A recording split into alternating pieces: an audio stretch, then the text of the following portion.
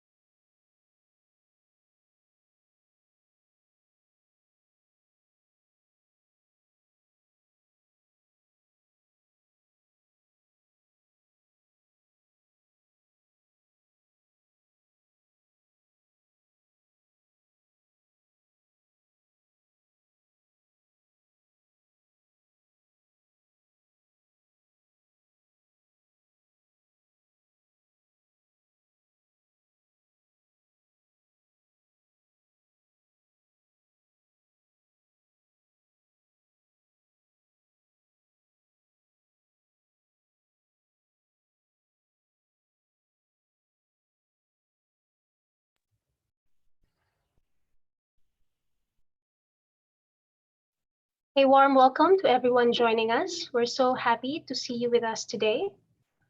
Before we formally open the session, let us begin with a few house rules. First, if you haven't already changed your login title, please do so now. Rename using your name plus organization by clicking on the participants icon and choosing rename.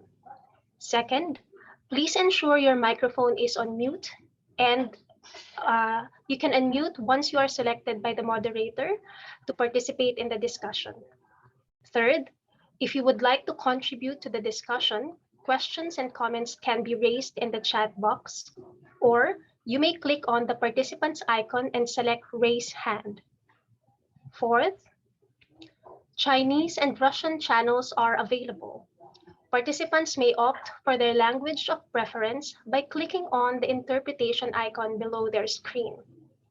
English may be a second language for some of our participants, so we promote the use of slow, clear, and simple communication. We ask that participants and speakers avoid jargon and acronyms, enunciate properly, and be mindful of their colleagues and practice inclusive language as much as possible. We will have to emphasize that, based on experience, abbreviations can be quite challenging for live translations, so best to avoid them. And if we truly cannot, kindly slow down so that our translators can provide accurate and good quality interpretations. Fifth, in order to ensure that the event can commence without disruptions, all participants and speakers are expected to respect the schedule. Should speakers exceed their speaking time, they can expect a prompt from the moderator or the governance forum secretariat. Finally, if you experience any technical problems, please let me or any member of the governance secretariat team know, and we will do our best to attend to you. Thank you very much, and I now turn you over to the moderator. So good day to everybody. I am Craig from ADB and welcome to this session, a very important discussion on state-owned enterprise reform. Not only, when we think about this, not only is this about what SOEs can contribute as a result of COVID-19, what they can contribute to the recovery in terms of delivering essential goods and services to the public, but also it's about thinking of their ongoing role in the economic recovery as we come out of this global pandemic. It's a very important area because it's a topic that is of great interest to our clients. It's fundamental to many of the economies that we cover, and I think looking forward, it will be a very, very key component of ADB's One ADB work, combining our sovereign and non-sovereign operations to both help SOEs reform, help SOEs raise financing, and help governments in their economic recovery. Given that today we're looking for a diversity of views, we're looking for views from both inside and outside of ADB, we are fortunate to have a panel that is composed of both external experts and practitioners and internal ones. So each of the panelists being subject matter experts and practitioners in this field. So they really are living SOE reform and how that can be achieved and the impact that that can have. So I'm very much looking forward to hearing from each of the panelists, and I'm sure you are too. To briefly introduce them in the order of speaking, first we have Hans Christensen. Hans is the Deputy Head of Corporate Governance and Corporate Finance Division at OECD, so has a very broad perspective on how things work in across different markets. And very importantly, his business, his unit was responsible for the guidelines on corporate governance of state-owned enterprises, a pretty go-to manual in this space. So it's very good to have him with us this morning. We also have Mr. Rabin Hattari, who is the Assistant Minister for Industry in the Ministry of State-Owned Enterprises of Indonesia, and very importantly brings experience from the IMF, from the World Bank, and I believe also from some time spent as an ADB member of staff. So very important perspectives to bring there. We have Mr. Kenichi Yokoyama, who is the Director General of our South Asia Operations Department, which covers Bangladesh, Bhutan, India, Maldives, Nepal, and Sri Lanka. Ken oversees all operations within that region, but has obviously held multiple roles in ADB before that. So again, brings a great deal of perspective in this area. And we also have Miss Pamela Wyatt, who's in our Pacific department. So we're getting a broader range of geographic perspectives.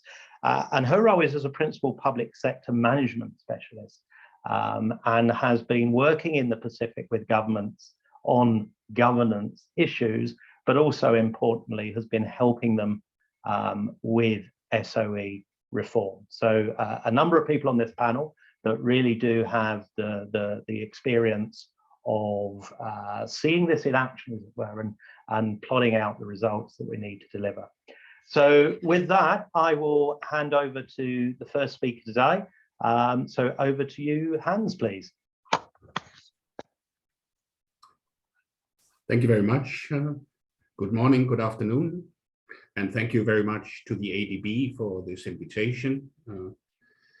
As the moderator said, yes, I'm Hans Christensen, and I'm heading OECD's work on state-owned enterprises, SOEs, and among the various hats I'm wearing, I'm also the secretary to the OECD Working Party on State Ownership and Privatization Practices, which is, I believe, the world's only standing international body bringing together national experts or practitioners on state ownership from our 38 member countries and about 15 observer countries, including 6 from Asia. And this I mentioned because I'm going to speak today from the perspective of these regular partners of the Working Party that we are engaging with and exchange information with. On the question of COVID-19 and the state-owned sector, I think that there are 2 questions that impose themselves. Point 1, to what extent has this crisis and crisis resolution that we are now seeing ourselves in, how is that challenged or perhaps assisted by the existence of state-owned enterprises? And what has changed, and how do the SOEs fit into this? And point 2, we also need to ask ourselves whether the state ownership landscape will change as a result of the unfolding crisis. But just a few words about the first point, and next slide, please.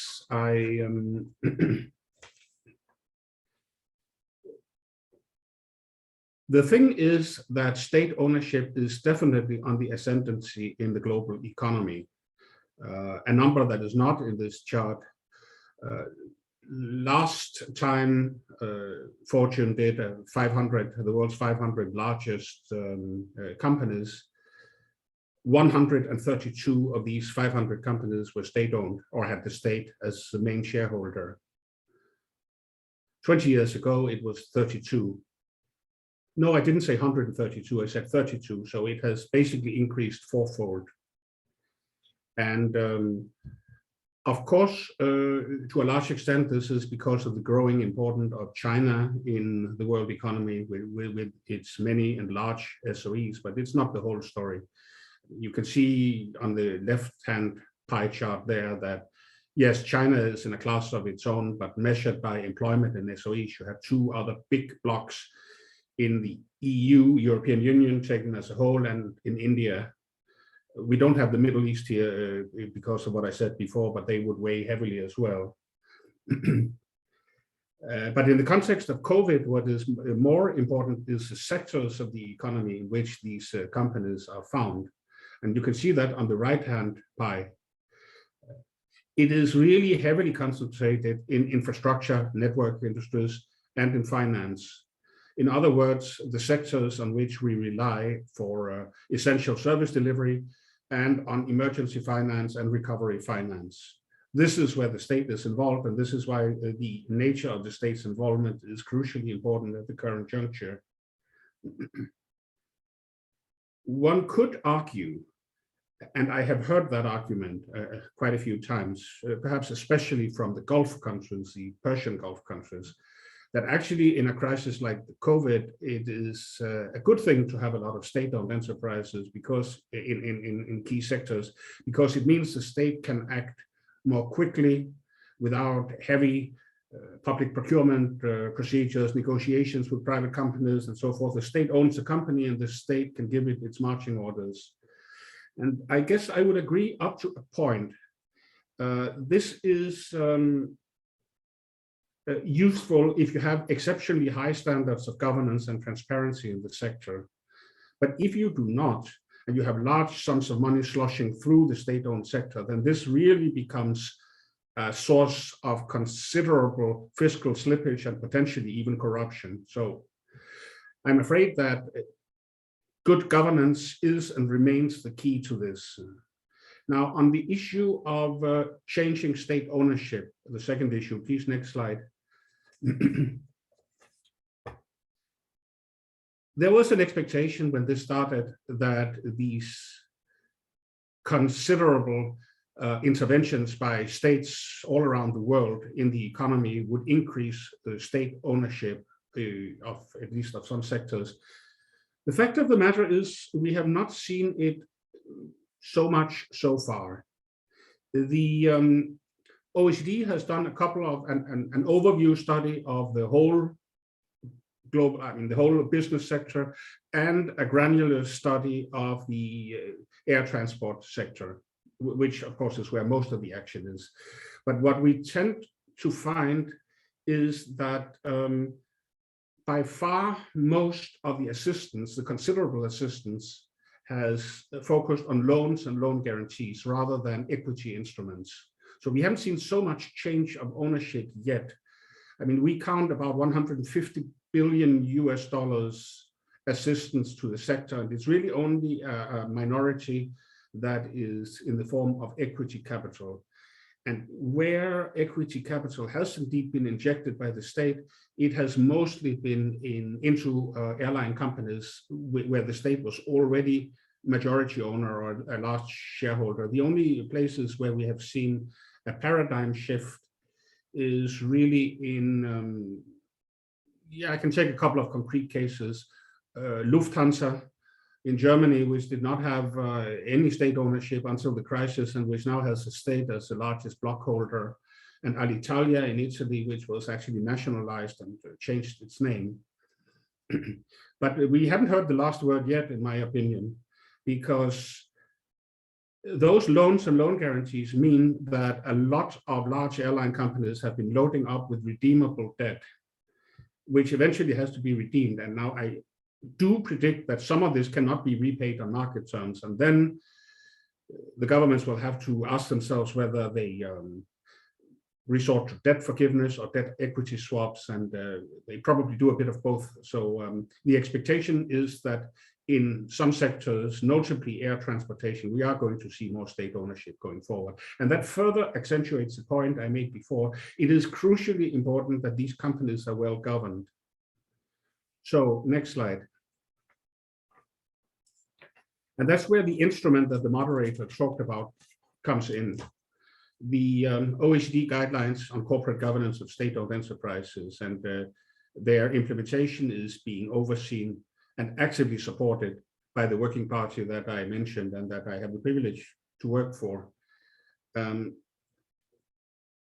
It is the world's only, as far as I know, multilaterally endorsed instrument of its kind. The adherents, that have formally associated themselves with this instrument is OECD's member countries plus 3 more, none of which currently in Asia, but Argentina, Brazil, and Bulgaria. Now about this instrument, next slide, please. Just by way of introduction, the guidelines embody a shared vision. First and foremost, the general public is the owners of the state-owned enterprises. It's not the minister, it's not the civil servants, it is the general public. And this is why our recommendations for state-owned enterprises are very close to what the OECD recommends for stock market listed companies, because the thought is purely and simply that SOEs should be as accountable to the general public as a listed company should be to the shareholders. And secondly, these guidelines set a very high level of aspiration. Now, I predict that if you read through them and then imagine that you have to apply them to the SOE, the state-owned sector in your country next year, you would end up depressed, because it's a difficult act to follow. That's the case also in OECD's own core member countries. Frankly, I don't think that one single country has fully implemented the guidelines, and that's done very specifically. It is about setting such a high standard of aspiration that the guidelines continue to serve as a roadmap for continued reform, even among the most advanced countries. That is what we're trying to do here. So next slide. So the recommendation of the instrument, well, you can read it for yourself, but just a few words of elaboration from my side. There's first this issue of a rules-based environment, and that basically means that the state should make it absolutely clear why it owns enterprises and with what purpose, and then it hammers out some concrete objectives for each enterprise that is consistent with these purposes, financial as well as non-financial objectives, because it is absolutely legitimate for an SOE to be charged with some non-financial public policy objectives. Presumably, that's why they have to remain in state ownership, but there should be transparency about what these objectives are and how they are to be obtained. Reinforcing the ownership function, yes, the OECD is very much in favor of centralizing the ownership function into a specialist state agency, holding company, or if that's not possible, then at least a coordination body that makes sure that ownership is exercised on a whole of government basis rather than a plaything of individual ministers. It's also important because the exercise of ownership rights should always be separated from the exercise of state regulatory functions, sector regulation, competition regulation, and so forth. And that's always easier to do when you have a special unit looking after the ownership rights. And there should be a level playing field between public and private sector. That's generally accepted, I believe. Equitable treatment of shareholders. Well, that's easier said than done, because in practice, it means that when you list a state-owned enterprise in stock markets, then the state cannot continue using this SOE as a tool for ad hoc intervention in the economy, because it runs the risk of losing a lot of money for the minority shareholders. everybody agrees in principle, but in practice, this rule is often not respected as closely as one might wish. And stakeholder relationship, yes. Transparency and disclosure. It's commonly accepted now that state-owned enterprises should apply high international standards of financial accountancy, IFRS generally, International Financial Reporting Standards, sorry, and be audited by professional audit kind of companies.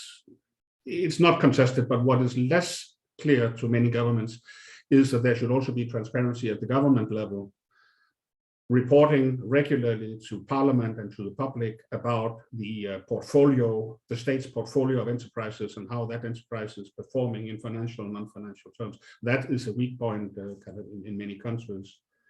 And finally, there's the issue of the boards of directors, which in many countries still are full of civil servants and political appointees, and who basically just fulfill a basic oversight body.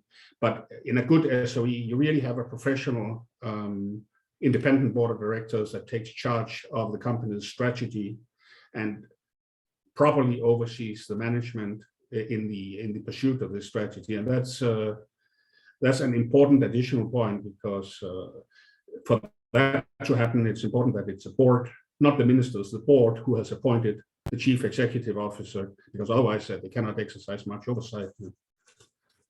So next slide. So if I just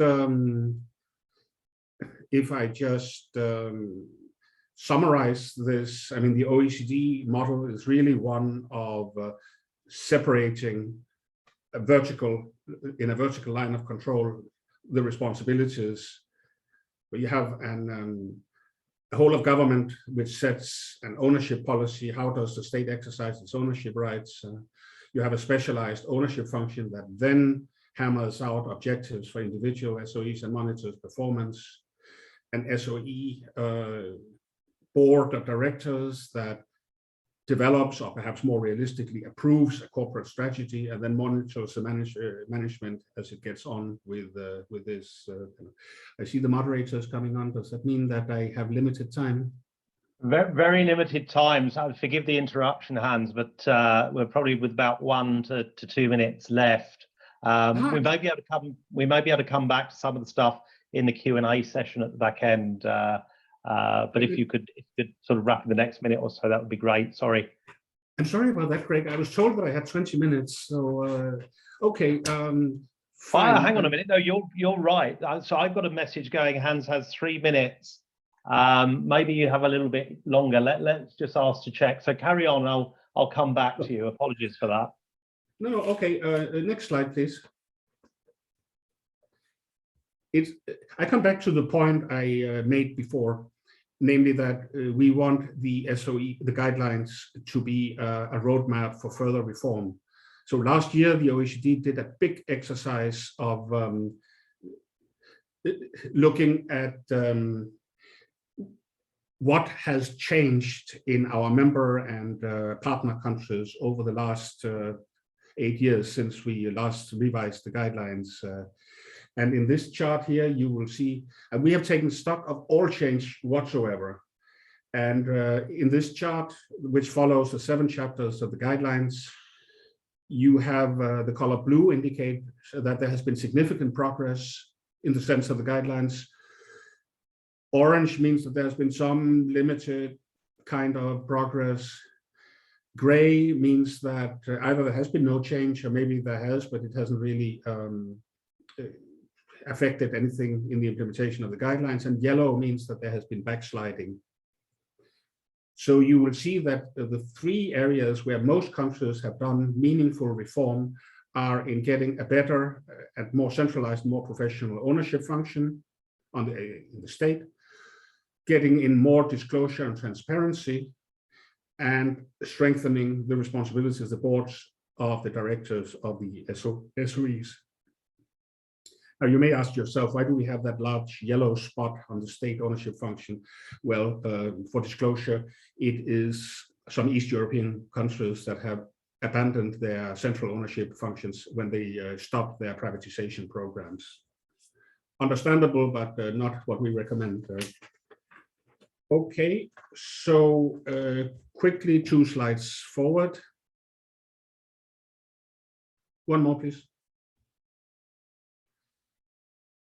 So these are the ownership models that we currently see. This is now, we're not now talking a change, we're talking about the state of affairs. We have basically 4 overall models. One is decentralized, where this is still totally out with the line ministries. One, which we call twin track. I mean, this is where you have a couple of portfolios, or dual model, where you have 2 ministries inside the ownership of one given SOE. You have the coordinated model, and then you have the centralized model, which with or without exceptions. And there are always exceptions, but we are talking here about large and commercially active SOEs. And as the chart indicates, the countries are really moving from left to right.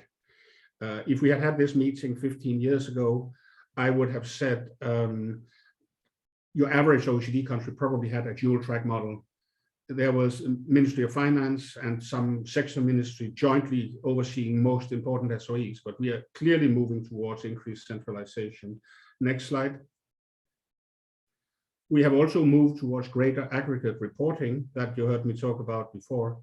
It is now 2/3 of our membership that issue annual reports on their SOE portfolio to Parliament or to the general public and press. And one further forward. Next slide, please. And this will be the last slide I show today. You can read the rest of my presentation. Finally, on the issue of boards of directors, there too we have seen a movement over the last 10 years towards more professional and more independent boards of directors. It's now a minority of our member countries that have mostly public sector civil servants on their boards of directors. It is, as a general rule, you have at least enough independent professional directors in the in the board to ensure that some board functions, such as the audit committee, is dominated by outside and independent board members. But this is work in progress, and as I said before, even the most advanced OECD countries have more work to do. And so do most Asian economies, and the OECD is happy to engage with you and with the ADB in these processes. So thank you for your attention. So Hans, thank you very, very much, and apologies for that that interruption. And you know, to everybody on the call, we're moving through this topic at a furious pace, and there is so much to cover. It's unfortunate we don't have more time, but to be able to fit everything in, we have to move at pace. So I will hand straight over then to our next speaker, Mr. Rabin Hatari, with a warm welcome back to ADB. So over to you, sir.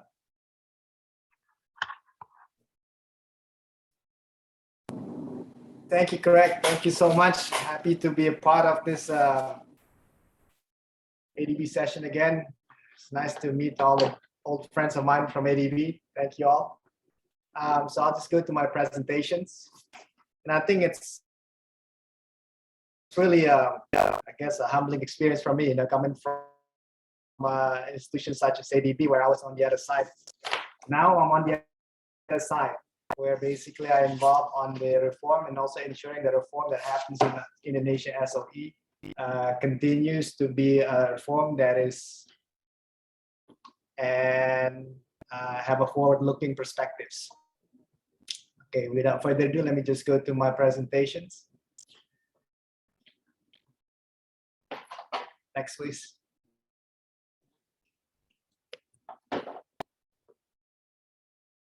As you all know, state-owned enterprises has been a part of Indonesian economies for a long time. In fact, 10% of Indonesian economies are basically generated by our SOEs, right? So in this context, Indonesia SOEs, the way that we see it, are key towards creating economic value while balancing its mandate as a national agent of development. So in SOE law of Indonesia, SOE has two functions, one as the value creator, the other one as the agent of development. Now, it is very important for us to understand that these two mandates has a direct impact on the development of our SOEs. As a value creators, what we're doing to look not only on the business growth, but also on the potential business that accompanies the business growth. And development, we also look at the public interest and also looking at the pioneer industries, right? All of these are being done and ensure to have a long-term sustainability of our SOEs, right? As I indicated in this slide, SOE contributes to over about 3,295 trillions of Indonesian economy in the past 10 years. Our asset also has grown to about 84,000 trillions in 2020. And currently we are also expanding into regional and global markets. And most importantly, we no longer make our SOE to be exclusive, but also to be inclusive, i.e. we also have increased number of partnerships or collaboration with foreign companies, such as Air Products, with Pertamina, CATL, with our mining companies, MineID, ExxonMobil, and Singtel. As agent of developments, we are also being mandated, right, to push a number of these public service organization projects, right, such as one price petrol fuel. This is in order to ensure that the eastern part of Indonesia can also experience the same price of petrol, such as the one in the western part of Indonesia. Eastern part is including Papua, the most maybe less, I would say, developed part of the nations. We also push number of program that deals with empowering women owners, small business enterprise through a program what we call Mekar.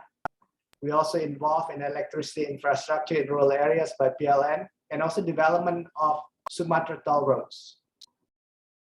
Next.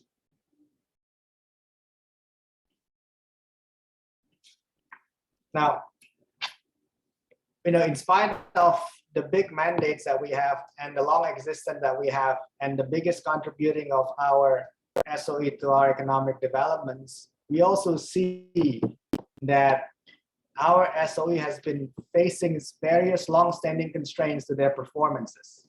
And this is something that has been also shared by multilateral agencies such as yourself and also the World Bank. The first one is a large number of SOEs with overlapping business and value chains.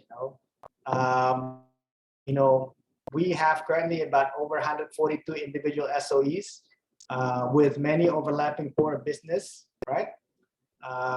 The SOE itself also misaligned with its subsidiaries companies, where oftentimes the subsidiary companies are not in the core business of respective parent companies, right? Second, we also see major performance discrepancies among SOEs, right? 43 of the 114 SOEs as of 2019 failed to meet low threshold of financial viability. So when Patrick took over as the Minister of State-owned Enterprise, the first and foremost thing that he did is to improve the financial monitoring, which I will show you guys later, about how we managed to control, right, our SOEs. Also, listed SOE commercially outperform of other SOEs, and this is something that we see as the major performance discrepancies amongst our SOEs. On the operational and financial mismanagement, we also see a number of mismanagements. For instance, unstandardized good corporate governance across our SOEs, poor management, and also lack of SOE governance and monitoring. Again, when Pa Eric took over as the Minister of State on Enterprise, this is something that we in the ministry are pushing for more better monitoring of our SOE. Lastly is the staffing and human capital limitations, where we see uncompetitive numerous standards and inconsistent human capital managements, right? So these are the 4 long-standing constraints that have negatively impacted our SOEs, Indonesian SOEs.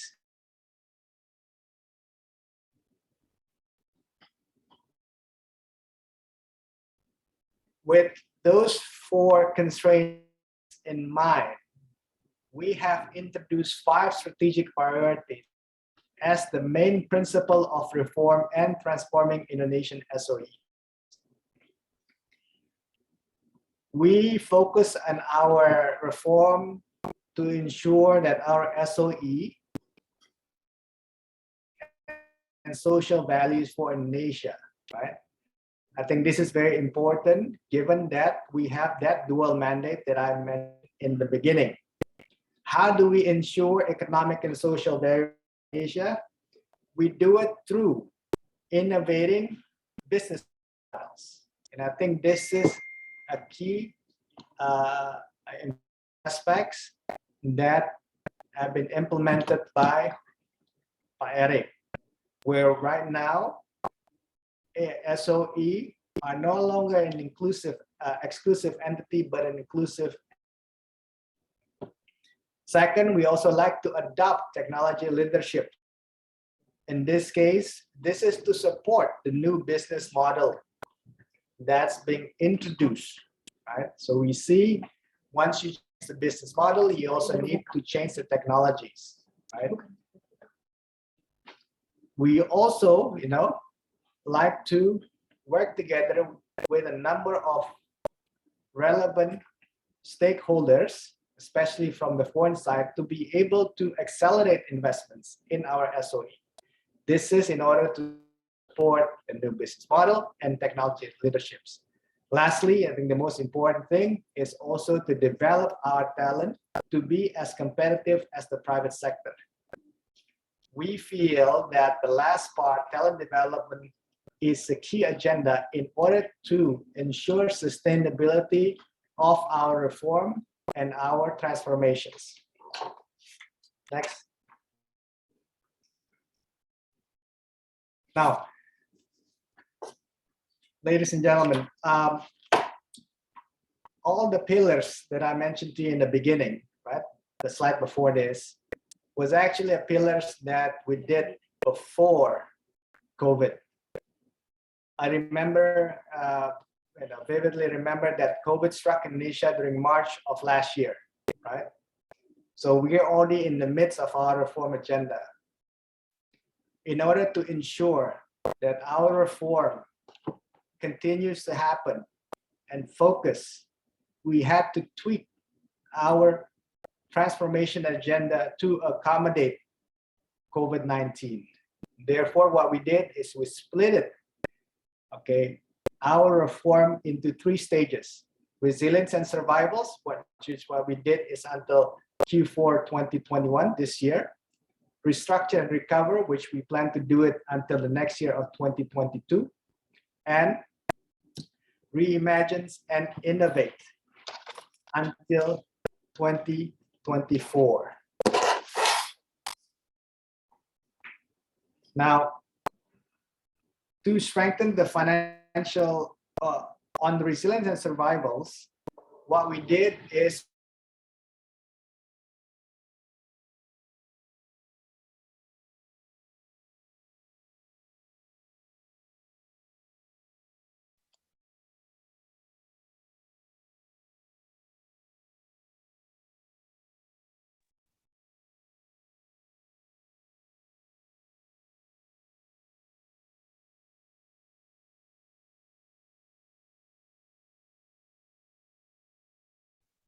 Seems like we lost Mr. Rabi Natari. Yeah.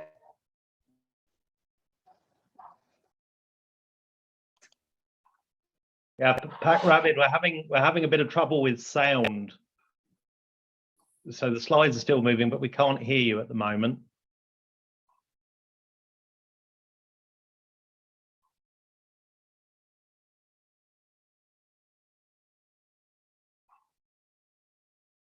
Diganti aja.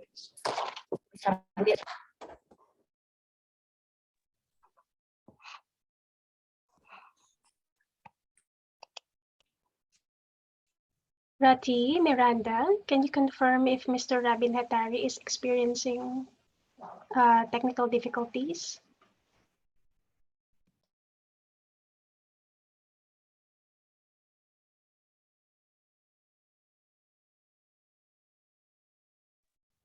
Hi, Craig. While we try to attend to Mr. Rabin Hatari, we may move on to the next section of the program, and then we Sure, will switch back to Mr. Rabin once we have him back.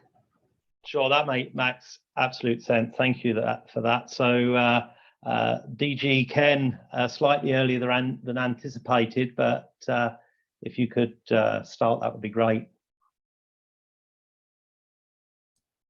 Thank you. Craig, can you hear me?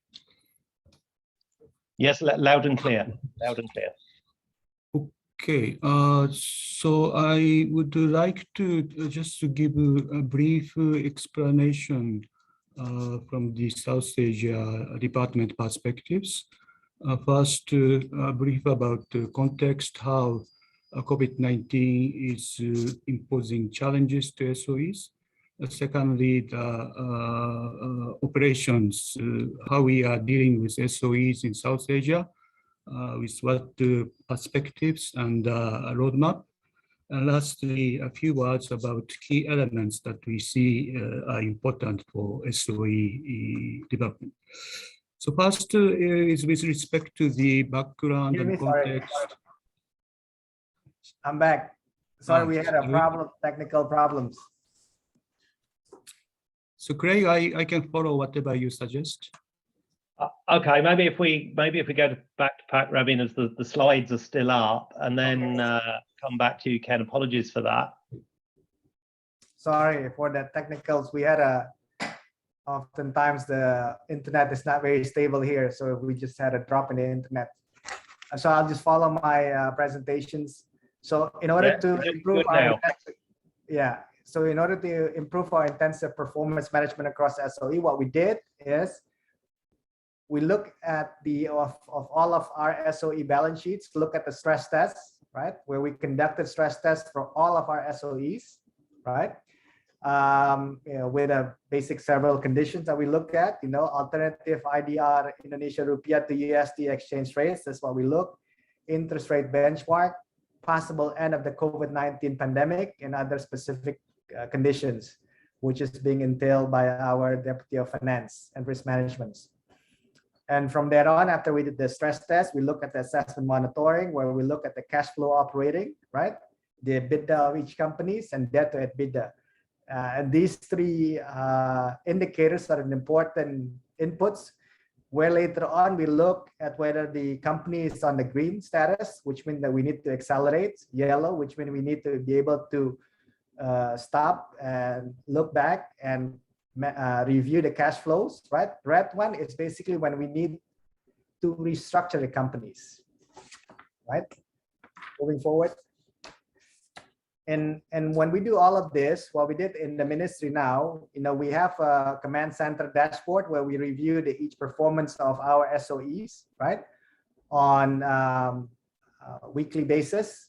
We have also SOE financial dashboards, where this is something that's Pak Menteri and the two vice ministers, Pak Tiko and Pak Pahala, also have access, along with the Deputy of Finance and other relevant echelon ones in the Ministry of State-Owned Enterprise. They have access to the financial dashboard and human capital dashboards. This is as a part of real-time performance monitoring. Moving forward. So again, if I can go back to the regionals, right, to the slide number 5, right? In addition, when we look into resilience and survivals in order for us to also improve our SOEs, GCG, along with organizational strengthening. What we also do is we encourage the implementation of anti-bribery management systems. And this is something that currently that we're doing in the SOEs, where right now around 80% of the 40 number of SOE that's being piloted have passed certifications. What we do hope is we help to have all of our SOEs to be certified by the end of 2021.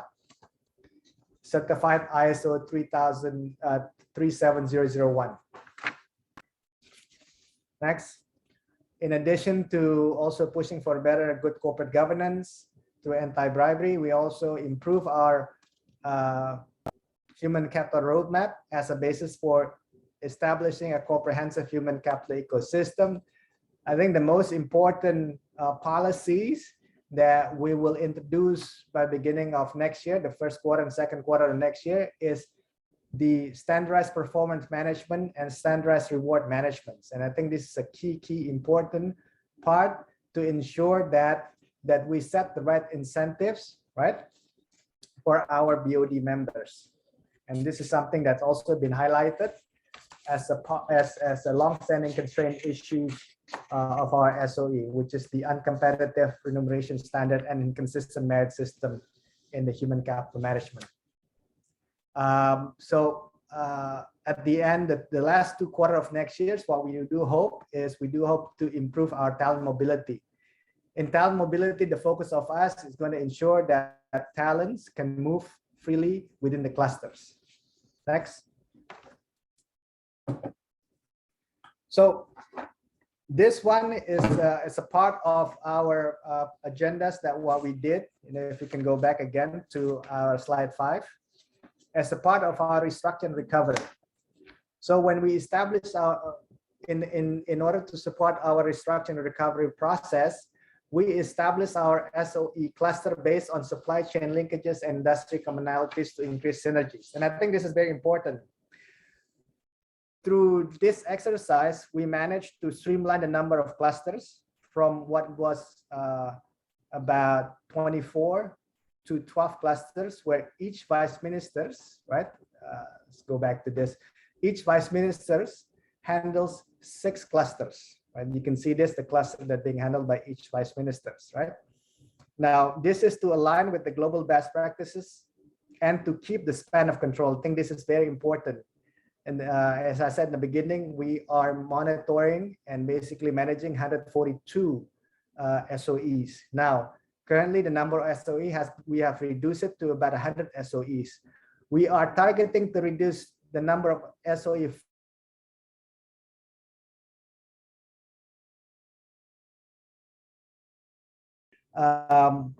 we also doing this clustering in order to balance the composition and to align the scale and complexities. So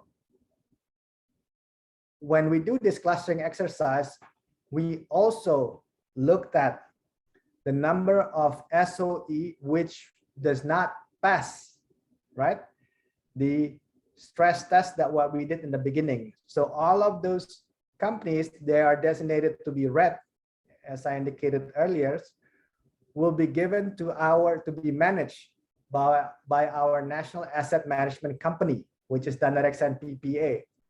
And we have about 35 of our SOE that's currently being managed by our national asset management companies. Next. So, Pakra, we've only got a few more minutes left. So if you could wrap up with your thank you. So in this Danareksa PPA, what we did is this is following the similar things that being done in China, India, where we basically all of our SOE that needs to be restructured or scale up will be managed by Danareksa PPA. Next. We also looking at the pioneering steps in decarbonization. SOE has been a major part of this decarbonization projects. In fact, right now we're piloting decarbonization in 7 SOEs that span across the sector of energy, mining, food, plantation, forestry, and also manufacturing. I mean, you can see this. We'll share this later on. Next. We also, as a part to also better monitor of our SOE, we also have set up the strategic delivery unit where we basically monitor 88 strategic projects with large impacts and high complexities. Out of this 88, there are also 14 SOE that will undergo IPOs. This is something that we monitor very closely within the ministry, and also 5 SOEs that will go through SOE Go Global programs. Lastly, as a part of our inclusivities to make sure our SOE becomes more inclusive, we also ensure a more diverse and inclusive at top management. We like to follow the best companies in the world where, from our studies that we conducted with McKinsey's, more diverse leadership tends to deliver better outcomes on the average, right? And also at the end of the day, where we've been informed, increasing female leaders to about 30% representation is also associated with 15% increase in net revenue margin. Therefore, out of this analytical study, Pa Eric has decided to also increase the number of our BOC, BOD, and BOD -1 target to 15% by the end of this year and moving up to 25% by 2024. This is very ambitious projects. We also like to increase the number of BOD millennials from what it is right now targeted at 5% by 2021 to about 10%. Now, lastly, we also like to highlight it in this forum that we also work with the Human Capital Forum of our SOE to establish the first and only community of executives, female executives within the SOE. We call it Sri Kandi, Indonesia. So with this presentation, I conclude. Thank you. Excellent, and thank you very much for that. Sorry to rush you. These conversations are sparking interest because we're already getting requests for the materials. I think what I take from this particular section is the importance, the vital importance of having a strategy, of having a plan of how to implement that strategy, and then making sure you're putting in follow-on actions and tracking those actions. Obviously, it's very complicated. Obviously, it's a very lot of work, but your live example that you're giving us, I think, is a great example and something that we can learn from. So thank you very much. And correct, may I just add that in order for us to do this, we need to have the political will from the very top. Without that, it won't happen. It just happens that, Pa Eric is one of the most trusted figures in Pa Jokowi's cabinet. So it makes our life easier because one of the biggest issues in the reform that happens in Indonesia, like in any other SOE reform, is the influence from the technical line ministries, right? Because oftentimes in certain projects, especially those that deals with government assignments, finding the right balance between pushing, right, what the government wants us to do and ensuring the sustainability of our SOE becomes more important. So oftentimes what we need to do is we need to negotiate, right, and discuss with certain projects with the technical line ministry and provide them with inputs on how to ensure their project continues to happen without sacrificing the balance sheets of our SOEs. Absolutely, well put, well put. So thank you, and do stick around for the Q&A session because people may be throwing in questions. So over, I think now back to Ken. Sorry that you got started and then interrupted, but we won't penalize you on time. So over to you, Ken. Thank you. Thank you very much. So yeah, we have just seen the the principal guidelines from OECD and very comprehensive strategy and actions from Indonesia. So my kind of briefing is with respect to the context in South Asia and how we are specifically tackling this SOE reform or strengthening in individual operations and what are the learnings from those operations. So first is the context, as already covered, this SOE is playing a very vital role in South Asia. In a sense, it's because countries like India places greater reliance as the off-budget operations to develop infrastructure and provide services in a sustainable manner. So definitely COVID-19 affected their performance across the region because they had to provide additional sort of intervention or relief to their users, beneficiaries, and also the revenues also affected due to the economic slowdown. So this means overall, we are facing higher risks to financial and debt sustainability, and putting additional pressure to already reducing fiscal space and debt sustainability of the developing member countries at large. Countries like Sri Lanka, Maldives are facing serious challenges now. So in this context, our South Asia department is also enhancing a focus on SOEs in response to increasing demands and needs from the DMCs. So then the next subject is how we are dealing with the SOE in terms of strategic directions and road mapping. Overall, SOEs, as we understand, is basically primarily agencies to develop infrastructure and services and provide services like water, municipal services, transport, energy.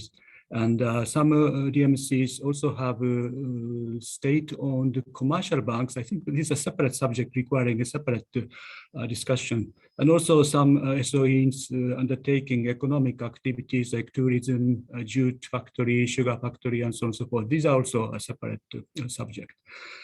So primarily our objective is of our SOE support is really to help develop SOEs step by step so that they can provide quality infrastructure and quality services with transparent balance sheet management and in a sustainable manner.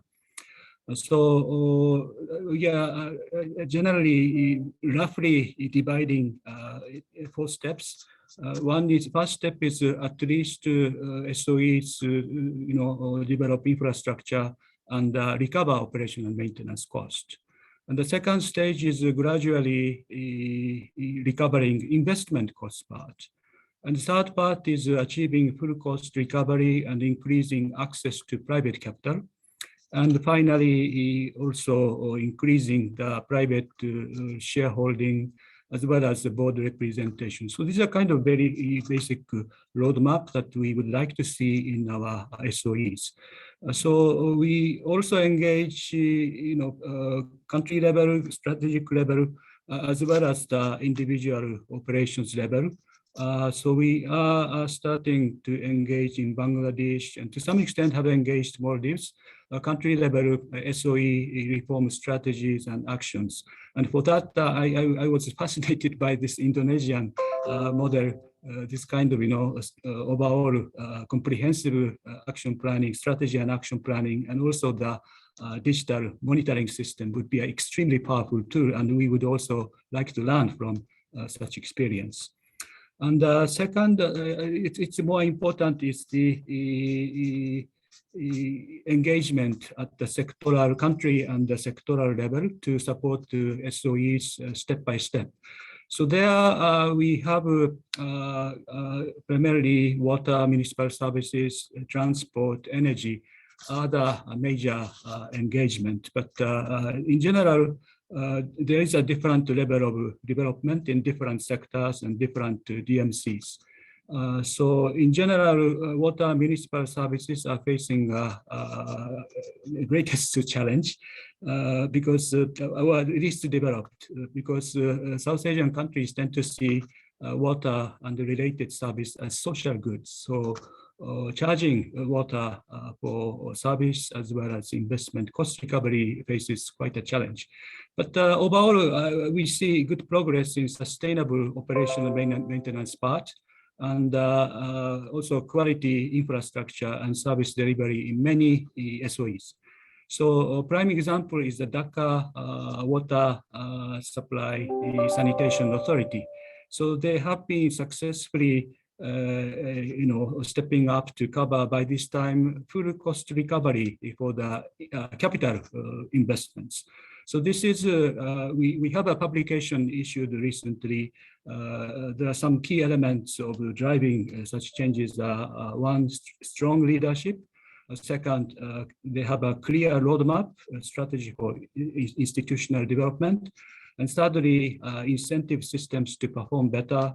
And also, they are lucky in a sense, they are in a concentrated, urban concentration that can do the cost recovery in a very systematic way.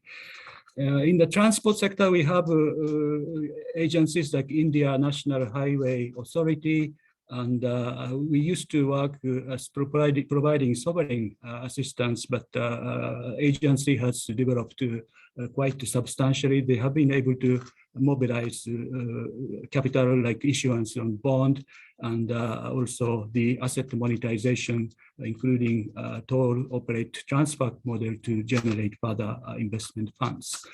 So those are some, successful models. And in the energy sector, it's, I would say, SOE is most advanced stage given its nature of revenue generating services. So ADB is actively engaged in virtually all DMCs. But India distribution companies and Sri Lanka both are facing particular challenges of full cost recovery due to the low tariff setting and delayed subsidy transfer.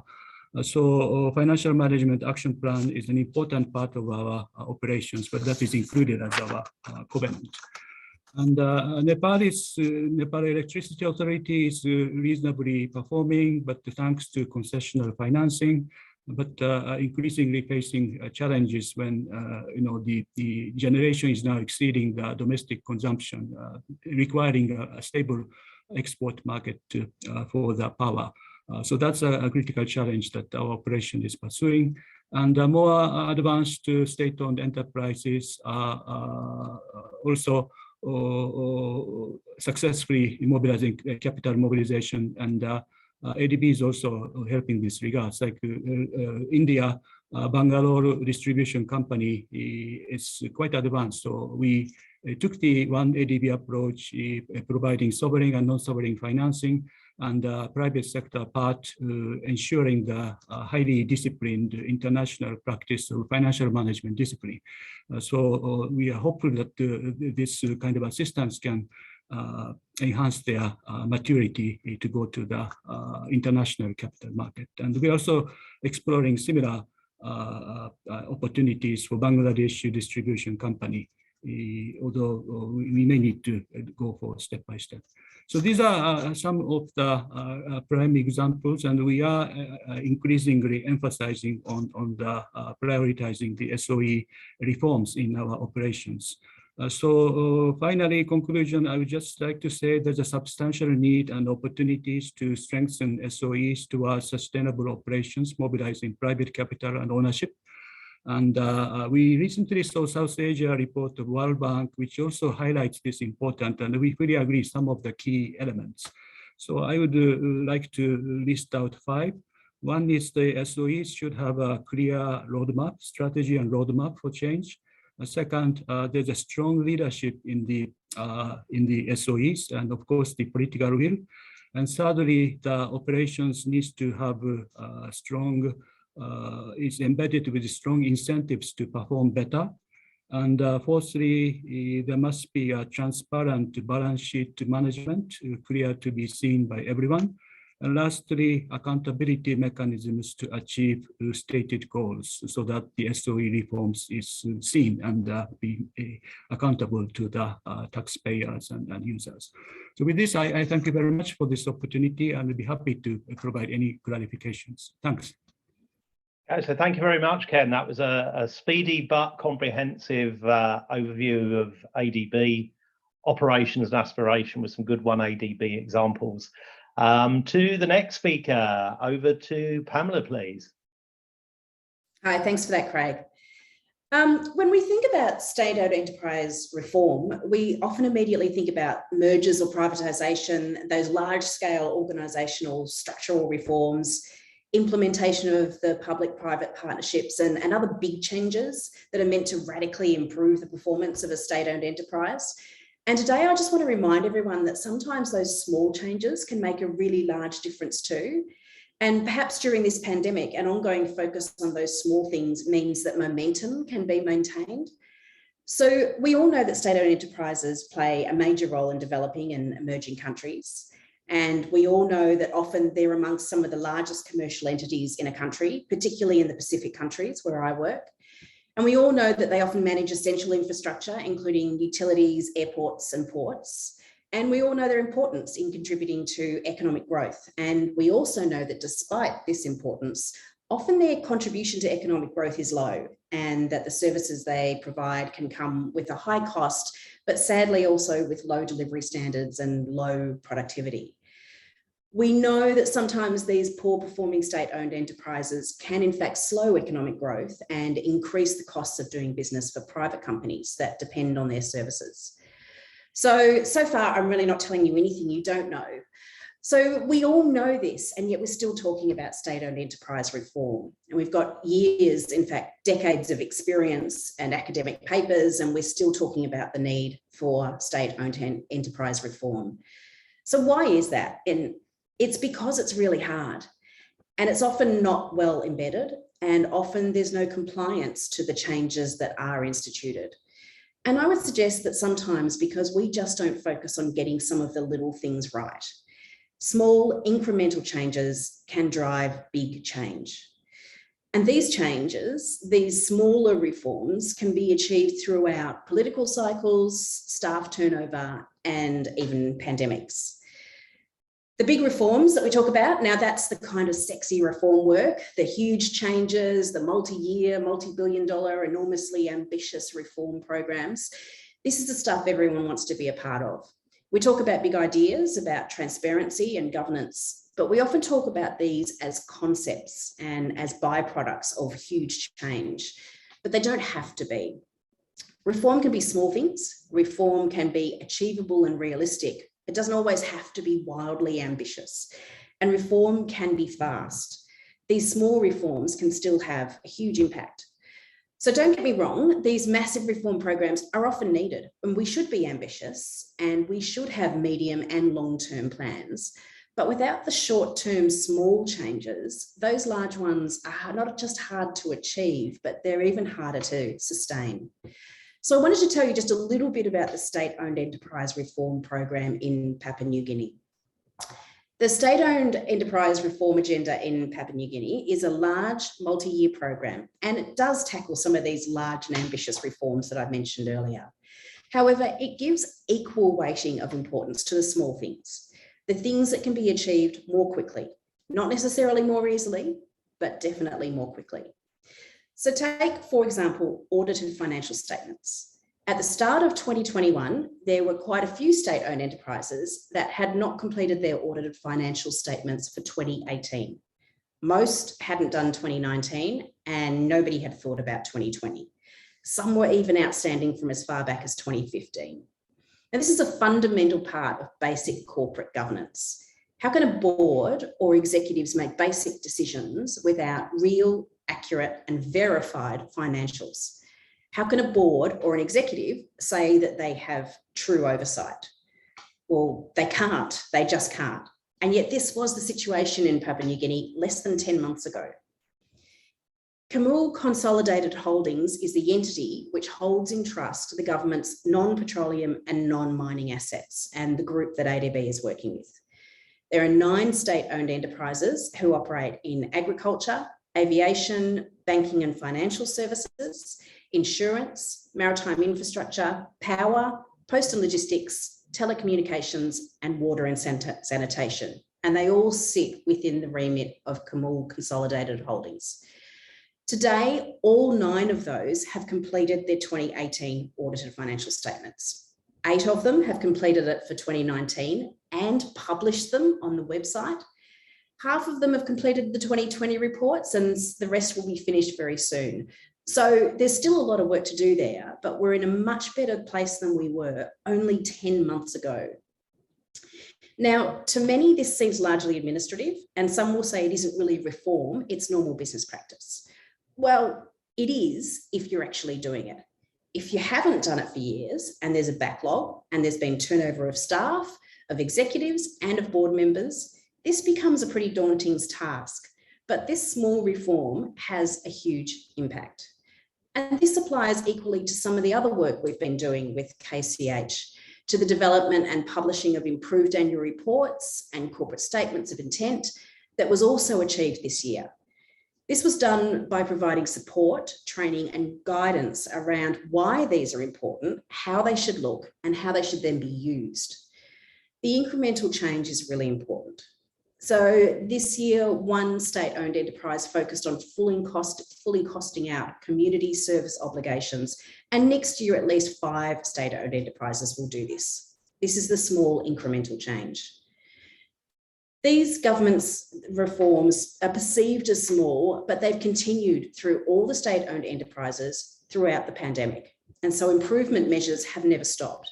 So when we do move into recovery in a more normal world, they will emerge with the small things well embedded and some strong foundations.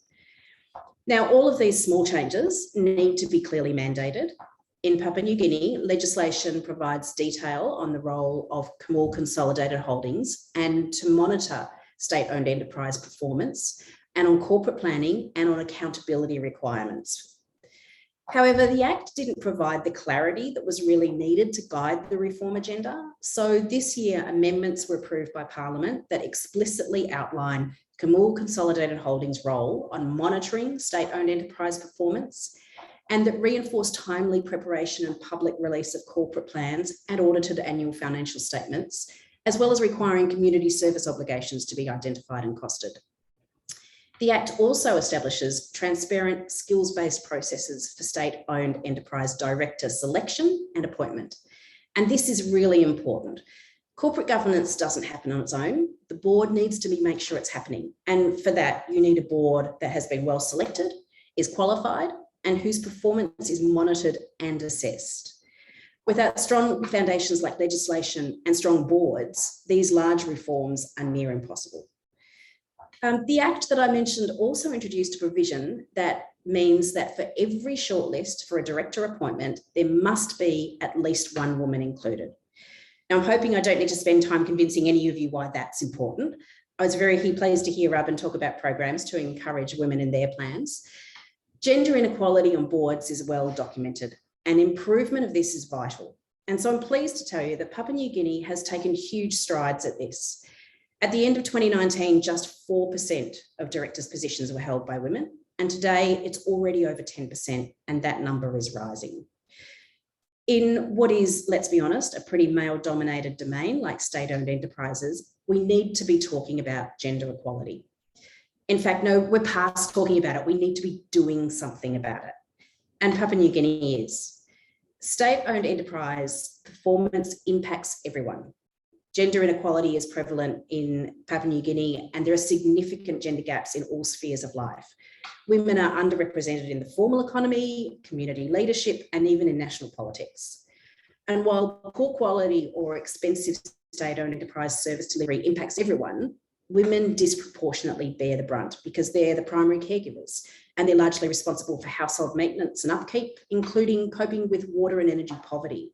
So mainstreaming gender in state-owned enterprise reforms is really, really important. It isn't just the female directors that Papua New Guinea Reform Program has focused on. Revised procurement processes developed for Papua New Guinea Power include guidance for women's businesses to better participate in procurement opportunities, and reporting on gender diversity in corporate plans, statements of corporate intent, and in annual reviews has happened for the first time. Gender mainstreaming is a part of the state-owned enterprise reform that we don't talk about enough, and we certainly don't do enough about. Now, all these reforms I've talked about in PNG, and please note that I've focused on the small ones, not the large ones. Of course, there have been those large ones achieved, but these have all been achieved during COVID. The state-owned enterprise reform program in PNG has maintained momentum during COVID. And don't get me wrong, some of the big things have had timelines interrupted. And in terms of providing support for reforms from specialists and experts internationally, that's been challenging with the added complication of doing it remotely. But Papua New Guinea has done it. Reform momentum has been maintained. And, you know, I think one of the reasons is that Papua New Guinea didn't focus just on the big, sexy reforms. Like I said, they provided equal weighting to the small stuff and the stuff that could keep happening, COVID or not. And that small stuff has had an impact already, and it will continue to impact and provide a strong foundation for ongoing reform and improvement. Thanks, Craig. So thank you very much. And that, I think, is some great examples. And I couldn't agree more that the small stuff matters, and taking those small incremental steps, actually doing what you need to do, can then lead to a much greater impact and can lead to bigger things. Just as if you're starting with a more strategic plan, that strategic plan ends up being lots of micro actions to get to your end game. So I think this has very usefully tied the two approaches together. I think that's very, very useful. So we come to the end of our speaker slots. Do please, we're open for Q&A, even though we are overrunning a little bit. I think we can start because there's a question that's been sent over the chat channels, and this is one for you, Pat Rabin. Can you please shed light on the scope of collaboration between your ministry and Indonesia's Sovereign Wealth Fund? Thanks, Greg. Well, there's a strong collaboration between Ministry of State-Owned Enterprise with Indonesia Investment Authority, or INA, our Sovereign Wealth Fund. In fact, most of the assets right now being put under INA are SOE assets, right? So this is a part of asset at the beginning to accelerate investments. One thing that we also embarked is to collaborate with INA, where foreign entities now can have part of the equity of our SOE assets. For instance, right now we're in the midst of finalizing with a number of strategic partners from overseas to work together with our port companies, the Pelindo. As you know, just for FYI in here, we have managed to merge of our Pelindos under one Pelindos, right? This is something of an achievement because this is something that we've been waiting for the past 7 to 8 years. Finally, we've done it. So in order to, and then from doing this, we managed to get all of the ports owned by SOE under one management, which makes it easier for us to find the right strategic partners for them to be able to operate or invest in our SOEs. So in short, yes, strong collaboration. In fact, we do have a meeting between INA management with our SOE management once a month.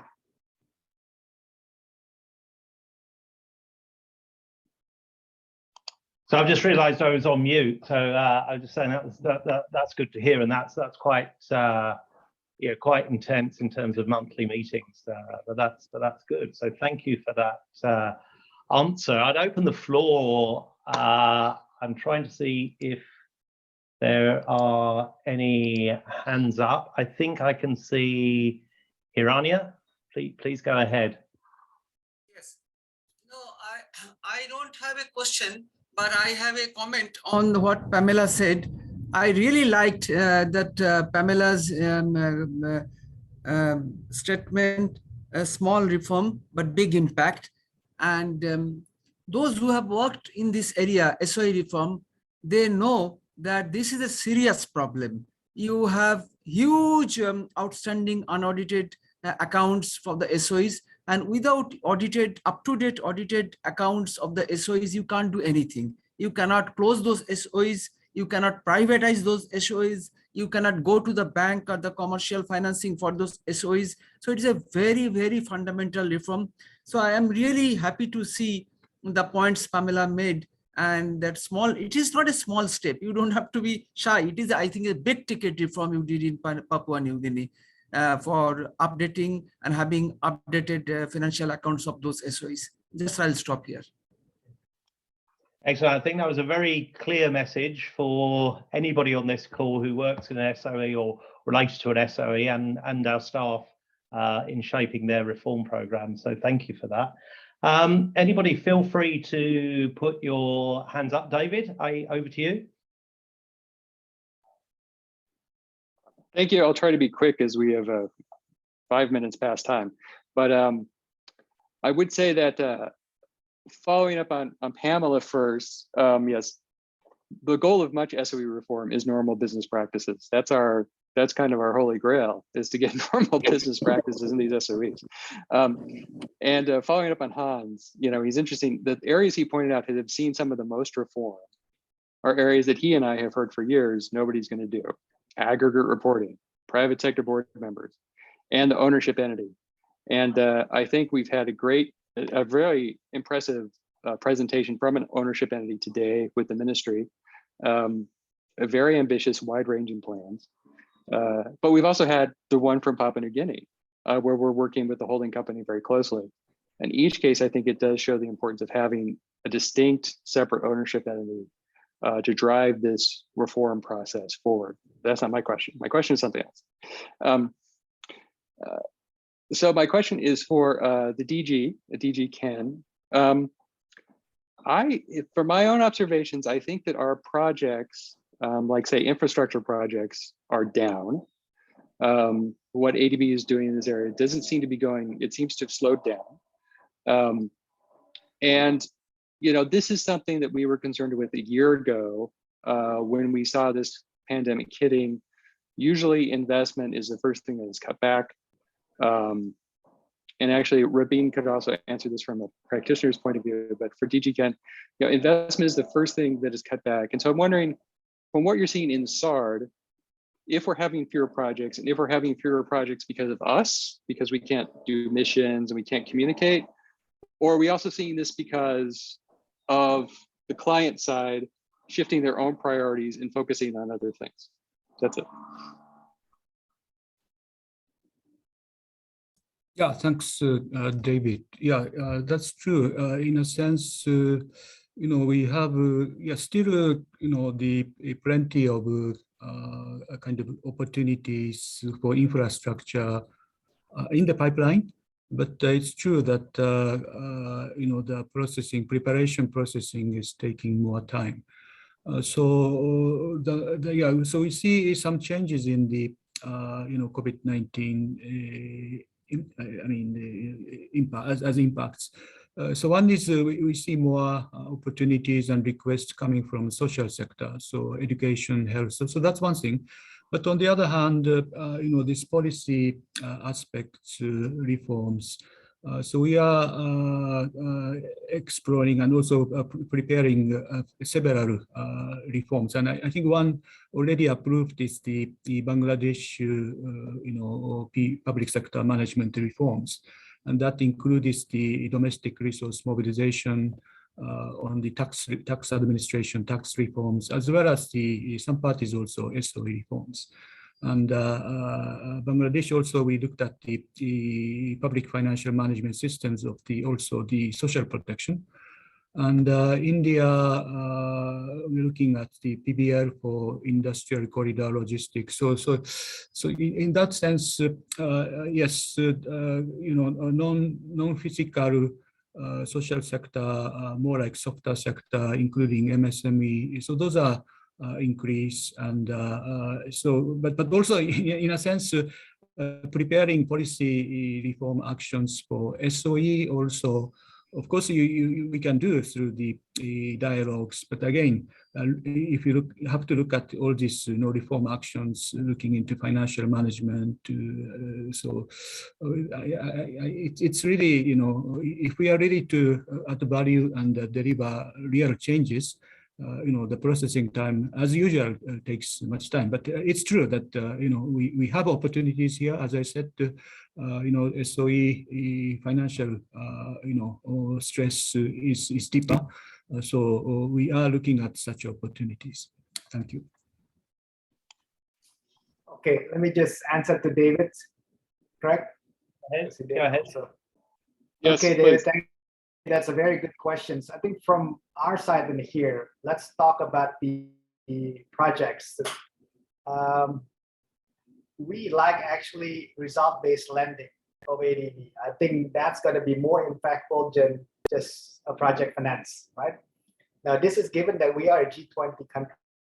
So financing, in a way, is not really an issue in nations. But we do need to have a partner that can help us to monitor the progress of reform, right, at our SOEs. A good example is the RBL that's right now being conducted by SCRD team with PLN, right? It has also Hi, components Dilshad. We on, are sorry to interrupt. We are hearing the Russian translation in the English channel. We have already requested our IT team to please fix the interpretation issue. okay. Can I continue? Yeah, I think carry on. Okay. So one of the DLI is about women staff, and I think that's very important. So when we looked at it, right, the RBL, not only that we can have someone that can overlook on the progress of the projects, but also the progress of certain actions that needs to happen within the SOE in order for them to reform to meet our standards within the Ministry of SOEs, right? So having a partner like that, I think is very important. Second, we are currently in the process of developing a program loan too with SCRD to ensure that our reform can happen in a sustainable manner. We know that 2024 is going to be the election year. So what we like to do is, how can we ensure the reform that we did, right, that we built, can continue beyond 2024? And we see in the ministry that having a development partners such as ADB or the World Bank can ensure some part of that sustainability, right? Also, we work together with OECD to make sure that whatever that we're doing right now, the reform that we're doing right now is in line with OECD guiding principle for SOE reform. So these are some of the key activities that we do hope to ensure that sustainability beyond 2024. Again, like indicated before by others, there is this strong political economy context of the reform that we all need to be very mindful. Stakeholder management by the Ministry of SOEs, who leads this reform, I think is critical. We work together with MOF to ensuring that the reform can continue happens. Now, in fact, any capital equity injection that comes from our national budget needs to be approved, right? Not only by the Minister of SOE, but also by Minister of Finance and the technical line minister. There needs to be a supporting technical line minister that supports such capital equity injection for certain projects. And this is something that we're doing to ensure that our SOEs no longer can tap in easily to our national budget in order to improve their balance sheets. Actually, we have a ADB-wide IT problem today. So I have been getting informations and notices from the ITD. So we have to really move fast now. Okay, we need to move fast, and conscious that we're at 2:30, I think there's some valuable client feedback there, so thank you for that. So I just want to thank everybody. If I can just ask the panelists to stay with their cameras on so that we can record a photo to publicize the event, that would be great. To all of the audience, thank you very much for joining, and to our panelists, thank you very much for coming along with materials, prepared to speak, prepared to share your experience and examples, which I think is incredibly helpful. And even in this short space of time, we've made linkages between ideas, thinking, and staff. So that's really, really valuable. Thank you, everybody. So I think our support folk will help us take the photo as a panel. Yes, please, if you could, everyone just look at the camera and not on the screen, taking the photo in one, smile, taking the photo in 1, 2, 3. Again, 1, 2, 3. Thank you so much. That's all good. Okay. Thank you, everyone. And we'll see you later. Bye-bye. Please do the survey. Please do the survey in the chat. Yes, please do the survey. You didn't tell me that was coming, David, but everybody, if you're still on, please do the survey. Yeah, please do the survey. Thank you to everyone. Cheers. Thank you.